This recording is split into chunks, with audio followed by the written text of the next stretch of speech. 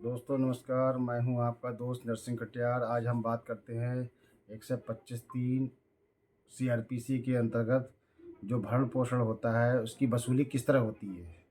तो थोड़ा 125 सीआरपीसी के बारे में जानते हैं। 125 सीआरपीसी के अंतर्गत कोई पीड़ित महिला है वो मुकदमा दायर करती है अपने पति के खिलाफ भरण पोषण के लिए, या कोई माता पिता है, संतान है, या जो भी व्यक्ति है वो मुकदमे में दायर करते हैं। उसके बाद जब खर्चा बन जाता है तो उसके बाद प्रक्रिया आती है भरण पोषण की वसूली के लिए। न्यायालय जो आदेश करता है उसके अंतर्गत भरण पोषण की जो धनराशि बांधता है प्रति माह, उसके आधार पर वसूली होती है।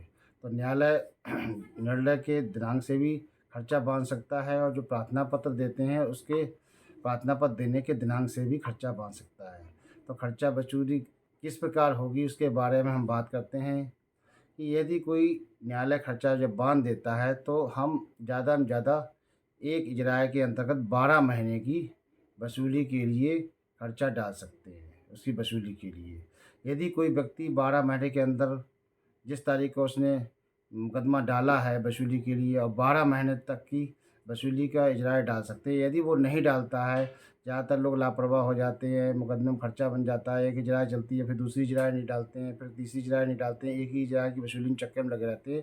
तो जो 12 महीने का जो पैसा होता है, उसके बाद का जो पैसा होता है वो काल बाधित हो जाता है, टाइम बार्ड हो जाता है, वो पैसा वसूल नहीं किया जा सकता। इसलिए जो इजराय होती है तो समय टू समय डालते रहना चाहिए कि जिस डेट से जजमेंट हुआ है उसके आधार पर आप एक एक साल की इजराय लगातार डालते रहें। यदि आप इजराय नहीं डालते हैं तो पैसा वो टाइम बार्ड हो जाएगा, काल बाधित हो जाएगा, वो पैसा आपका लैप्स हो जाएगा, वो पैसा की वसूली नहीं की जा सकती।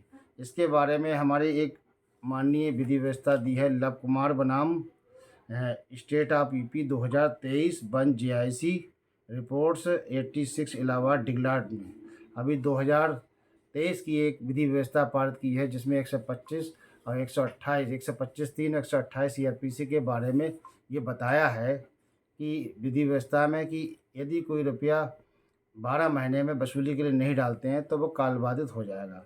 हमारी जो इन्फोर्समेंट की प्रक्रिया है, जो उसका प्रवर्तन है, वो हम जो खर्चा बांधा जाता है, हम 125(3) में भी वसूली डाल सकते हैं और धारा 128 सीआरपीसी में भी वसूली डाल सकते हैं।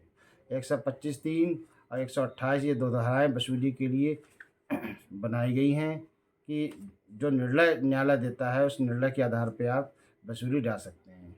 इसलिए मैंने आज ये बात की कि जो पैसे की जो वसूली है वो किस तरह होती है और किस तरह इसका इन्फोर्समेंट किया जा सकता है, और इस बारे में आपको जानकारी हुई। वीडियो अच्छा लगे तो शेयर, लाइक एंड सब्सक्राइब करना ना भूलें।